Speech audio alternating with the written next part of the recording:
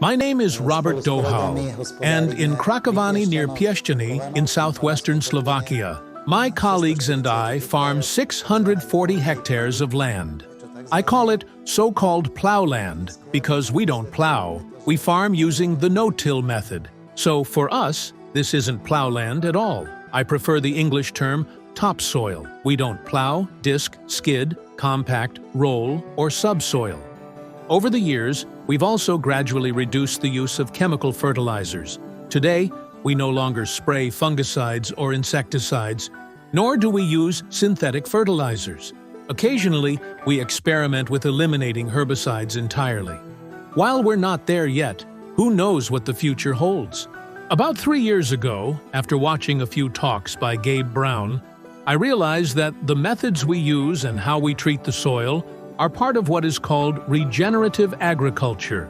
Though the goals overlap, it's not organic, ecological, or bio farming.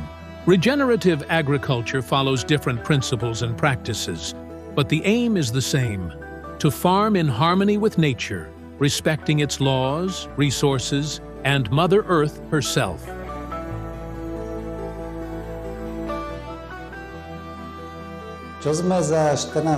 What have we achieved in 14 years of applying regenerative practices? We have eliminated soil erosion for the past 13 years, a problem that unfortunately affects many farms in our region.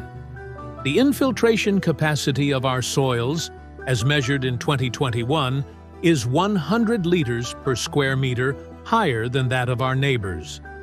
This translates to up to 1,000 cubic meters more water absorbed per hectare annually compared to plowed fields. The infiltration rate of our soils is 350 to 500 millimeters per hour, compared to 25 to 50 millimeters per hour on neighboring farms.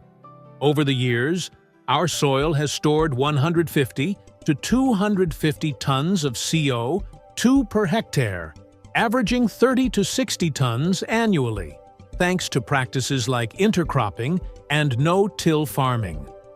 This aligns with the goals of the 4 per thousand initiative.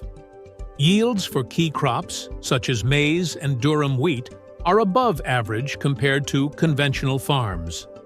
Material input costs have dropped by up to 60%, significantly enhancing our farm's economic stability. Často dostávam otázku, že prečo to nerobí viac poľnohospodárov? Why don't more farmers adopt these practices? The main issue is education, or rather, the lack of it. Many farmers don't truly understand what soil is, how its ecosystems function, or how practices like plowing, fertilization, and pesticide use harm it. It's like being treated by a doctor who knows nothing about human anatomy or physiology.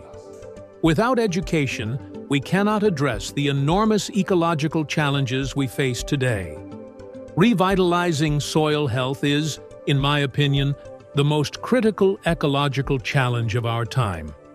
It's also one of the most effective adaptive measures to counter the climate crisis. Think it's unimportant? Maybe you've noticed water pooling in fields after heavy rain, or seen mud being cleared from roads, soil washed away by erosion. But the rain isn't to blame. The true culprit is the uneducated farmer whose meticulous soil preparation has left the ground vulnerable to runoff. Every year, this leads to the loss of hundreds or even thousands of tons of soil. Yes, I believe the state of our soil today is apocalyptic, and it's time to change that. Saving the soil means saving ourselves. Pestujeme potraviny, chováme zvieratá, akým spôsobom spracovávame Farming potraviny, should not be about akým exploiting the land for distribuujeme tie profit. potraviny, sa It musí should be about zásadne stewardship. zmeniť, pretože to je hlavná príčina The relentless toho, pursuit of profit ako from katastrofálnom agriculture stave has led to the sme degradation of soil, water, and air, all at the expense of future generations.